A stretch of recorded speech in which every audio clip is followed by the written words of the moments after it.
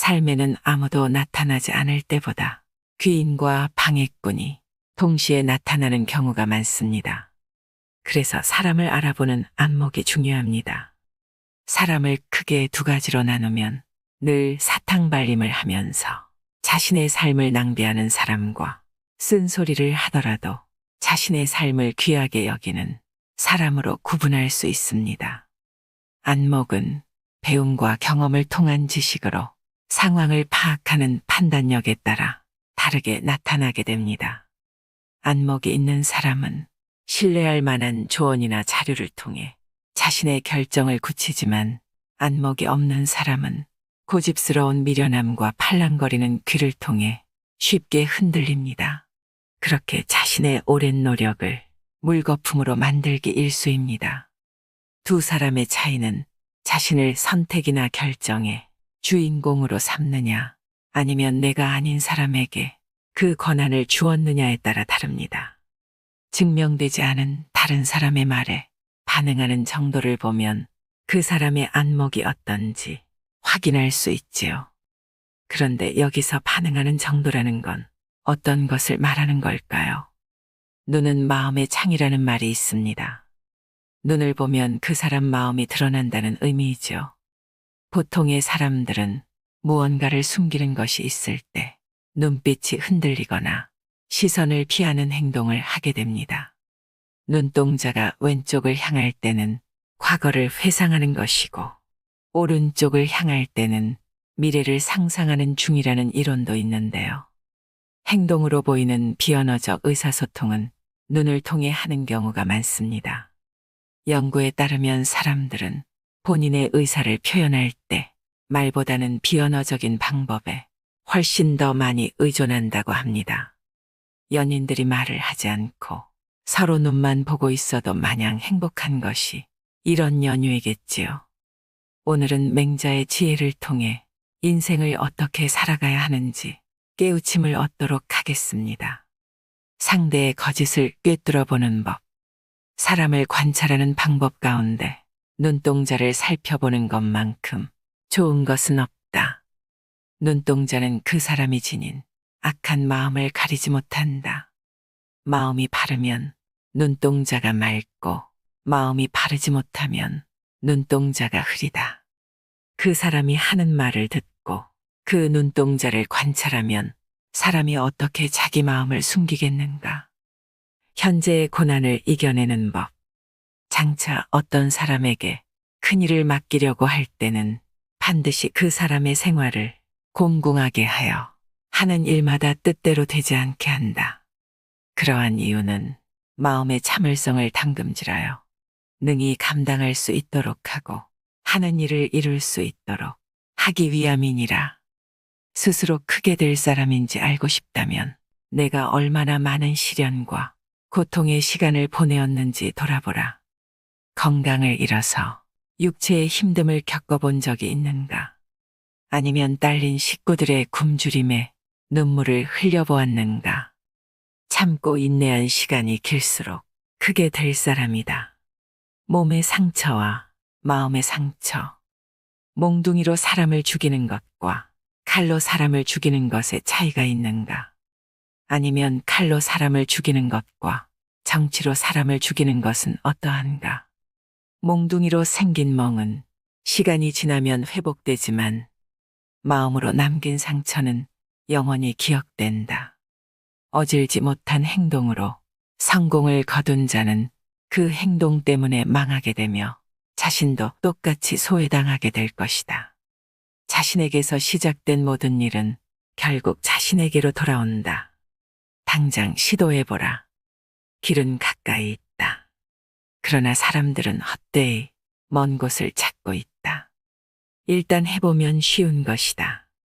시작도 하지 않고 미리 어렵게만 생각하고 있기 때문에 할 수 있는 일들을 놓쳐버리는 것이다. 지금 내가 당장 할 수 있는 일부터 시작하라. 그러면 그 일이 너의 재능을 알려줄 것이다. 아무리 우물을 파도 물이 솟아나는 깊이까지 파지 않으면 그것은 우물을 버리는 것과 같은 것이다. 일을 해내려면 끝까지 해야 하는 것이다. 그렇지 않으면 아무리 고생을 해도 무의미한 것으로 되고 만다. 군자가 사람을 교육하는 5가지 방법.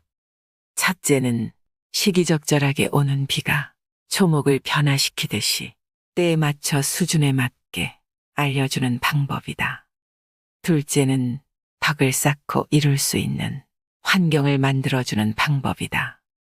셋째는 타고난 재능을 발휘하게 하여 잠재되어 있는 자질을 꺼내는 방법이다. 넷째는 제자의 질문에 답하는 것이다. 다섯째는 간접적으로 가르침을 주어 스스로 생각하고 깨닫게 하는 방법이다. 재난과 역경에 대하여 하늘에서 비롯된 재난은 피하는 것이 좋고 자신에게서 비롯된 고난과 역경은 피하지 말고 자신이 직접 해결해야 한다. 경계하고 경계하라. 너에게서 나간 것은 너에게로 돌아온다. 큰 뜻을 이루려는 사람은 자존심이 상하는 치욕스러운 상황에 처했을 때 꾹꾹 참을 줄 알아야 한다. 그러면 자신이 원하는 큰 뜻을 이룰 수 있을 것이다. 지금의 지옥을 훈장 삼아 훗날 더 큰 사람이 되어라. 그 사람보다 더 높아졌을 때 그를 도와줌으로써 최고의 복수를 하라. 사람을 따르게 하는 방법. 자신의 지위나 권력으로 사람을 따르게 해서는 안 된다. 사람을 따르게 하는 가장 좋은 방법은 스스로가 솔선수범하는 모습을 보여주는 것이다. 그런 모습을 본 사람들은 스스로 따라오게 된다. 자신의 말과 행동이 다른데 권력과 지위를 통해 상대방을 누른다면 일단은 수긍하고 따르는 척할지 모르나 조금이라도 내가 약해지거나 내가 없는 자리가 생길 때에는 악의를 가지고 나를 공격할 것이다. 권력이나 힘으로 사람을 복종시키지 말고 덕으로 사람을 복종시켜라. 힘으로 사람을 복종시키는 것은 사람들이 진실로 복종하는 것이 아니라 단지 자신의 힘이 부족해서 복종하는 것이요. 덕으로 사람을 복종시키는 경우는 사람들이 마음속으로 기뻐하여 진정으로 복종하는 것이니 마치 70명의 제자가 공자에게 마음으로 복종하는 것과 같다. 다른 사람을 따르게 하기 이전에 내가 먼저 나의 생각을 실천할 수 있는 사람인지 돌아보라. 이것이 덕의 시작이다. 나아감에 있어서 앞으로 빨리 나아가는 사람은 상황과 환경에 따라 물러남도 빠르다. 힘을 조절할 수 있는 지혜가 있어야 한다. 한 번에 너무 많은 힘을 쏟게 되면 금방 쇠퇴하여 힘을 쓰지 못하게 된다. 일을 진행함에 있어 눈앞의 목표에만 혈안이 된다면 가장 중요한 순간에 기력이 다해 힘을 쓰지 못하게 된다. 때로는 알면서도 참고 기다리는 것이 지혜롭다. 천하를 얻으려면 천하를 얻는 데는 방법이 있으니 그 백성을 얻으면 천하를 얻는다. 백성을 얻는 데는 방법이 있으니 그 마음을 얻으면 백성을 얻는다. 세상을 바꿀 지식이 있다 하더라도 사람이 없으면 쓰일 수가 없다. 사람을 얻지 못한다면 큰 뜻을 품어도 이룰 수가 없다. 백성들이 어진 자에게로 돌아가는 것은 마치 물이 아래로 흘러내려가고 짐승이 들판으로 달려나가는 것과 같다. 군주가 즐거움을 백성과 함께 한다면 백성도 군주가 즐겁기를 바란다. 이렇게 해서 상하가 마음을 함께 한다면 나라가 잘 다스려지는 것이다. 사귐에 대하여 훌륭한 선비는 한 고을의 훌륭한 선비와 사귀고 한 나라의 훌륭한 선비는 한 나라의 훌륭한 선비와 사귀며 천하의 훌륭한 선비는 천하의 훌륭한 선비와 사귄다. 천하의 훌륭한 선비와 사귀는 것도 부족하다면 위로 거슬러 올라가 옛사람과 친구가 된다. 내가 누구와 사귀는지가 곧 나를 말한다. 내가 성장하면 그때마다 나와 어울리는 사람이 나타나기 마련이다. 만약 내 주변에 어울릴 사람이 없다면 나에게 공감을 주는 책 속의 위인들하고 친구가 되어야 한다. 한 걸음 물러나서 들여다보면 배울 수 있는 스승은 많다. 사람은 가는 곳마다, 보는 것마다 모두 스승으로서 배울 것이 많은 법이다. 벗을 사귀는 것이란, 벗을 사귀는 것이란 그 사람의 덕을 벗하는 것이다. 어른 대접을 받고자 하거나 어른이기에 뭔가를 바라고 사귀려 들지 말고, 지위가 높음을 이용하여 사귀려 하거나 뭔가를 바라고 지위가 높은 자와 사귀려 들지 말며, 형제의 권세를 내세워 사귀려 들지 마라. 벗한다는 것은 그 사람의 덕을 벗하는 것이기에 그 사이에 어떤 것도 개입시켜서는 안 된다. 나에게서 떠나는 사람은 굳이 잡을 필요 없고, 나에게 배우고자 찾아오는 사람은 아무 조건 없이 받아들이는 것이 큰 사람이다. 유익한 것과 해로운 것. 유익한 것이 세 종류가 있고 해로운 것이 세 종류가 있다. 정직한 사람, 성실한 사람, 견문이 풍부한 사람을 벗으로 삼으면 유익하다. 그러나 겉은 화려하지만 정직하지 않은 사람, 아첨은 잘하지만 성실하지 않은 사람, 말은 그럴듯하지만 실제적인 견문이 없는 사람을 벗으로 삼으면 해롭다. 언행일치. 아무리 동기부여가 되는 말을, 구구절절 옳은 말을 늘어놓더라도 말과 행동이 일치하지 않는다면 차라리 말하지 않는 편이 낫다. 말보다 실천하는 사람이 되라.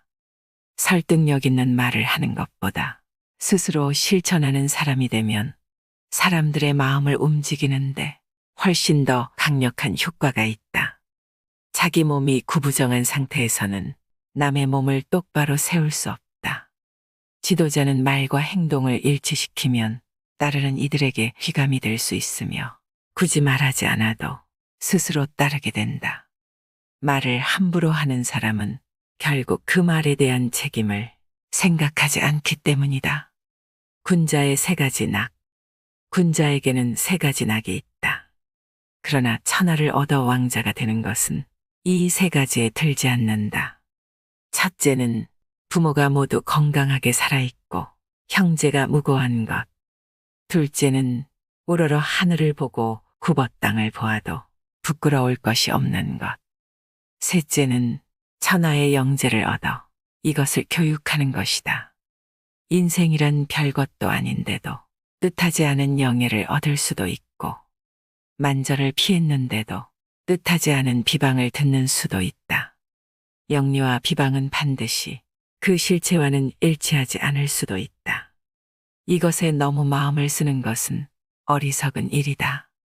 물이 지나치게 맑으면 고기가 없고, 사람이 지나치게 비판적이면 사귀는 벗이 없다. 힘을 조절할 수 있는 지혜가 있어야 한다. 한 번에 너무 많은 힘을 쏟게 되면 금방 쇠퇴하여 힘을 쓰지 못하게 된다. 일이 잘 안 풀려 궁색할 때는 자기 몸을 닦는데 힘쓰고, 일이 잘 풀릴 때는 세상에 나가 좋은 일을 하라. 시기와 질투는 항상 타인을 쏘려다가 자신을 쏜다. 가천은 마음을 변화시키고 수양은 몸을 변화시킨다. 모든 일을 진지하게 생각하고 고민하면 근심 없이 편안하게 살 수 있지만, 쉽게 자만하고 방심하게 되면 반드시 큰 위기를 겪게 된다. 믿는 것은 오직 눈이지만 눈도 믿을 만한 것이 못 되고, 의지할 것은 마음이지만 마음도 믿기에 부족하다. 부디 명심할진대 사람을 안다는 것은 정말 쉽지 않다는 공자의 말이 있습니다. 분명히 내 눈으로 똑똑히 보고 내 귀로 들은 사실도 진실이 아닐 수 있기 때문입니다. 지혜 중에 최고의 지혜는 사람을 보는 안목이라고 합니다. 보통 눈썰미가 있다는 사람들은 남에 대하여 대략적인 감을 가지고 있습니다. 그러나 정작 중요한 것은 남을 파악하는 게 아니고 자기 자신을 보는 안목이겠지요. 자신의 몸을 살피고 마음을 살피고 그렇게 살피고 살피다 보면 고요한 내면과 마주할 수 있습니다. 그곳에서는 나도 잘 보이고 남도 잘 보이게 되죠. 속이려 하지 않기에 속지 않고 칭찬할 수 있으나 들뜨지 않게 하고 조언할 수 있으나 귀먹지 않게 하는 고요한 가운데서 분명하게 보이는 내 마음의 중심을 찾는 것입니다. 남에게 속지 않는 까닭은 자신의 생각에 속지 않기 때문입니다. 거짓이 보이는 까닭은 내가 진실하기 때문입니다. 나이 40이면 불혹이라고 하는데요. 세상의 어떤 유혹에도 미혹되지 않고 흔들리지 않는 나이라고 합니다. 하지만 40이 넘어도 미혹되기 쉬운 것이 많은 세상입니다. 눈으로 보이는 것, 귀에 들리는 말을 무조건 믿지 않는, 겉만 볼 것이 아니라 내면에 있는 진실을 볼 수 있는 그런 사람이 되길 바랍니다. 나도 넘어지지 않고 상대방도 넘어지지 않게 하는 그렇게 당연하고도 우아한 삶을 누리시길 바랍니다. 이상으로 인생의 품격이었습니다. 하루하루 당신의 품격이 더 빛나길 바랍니다.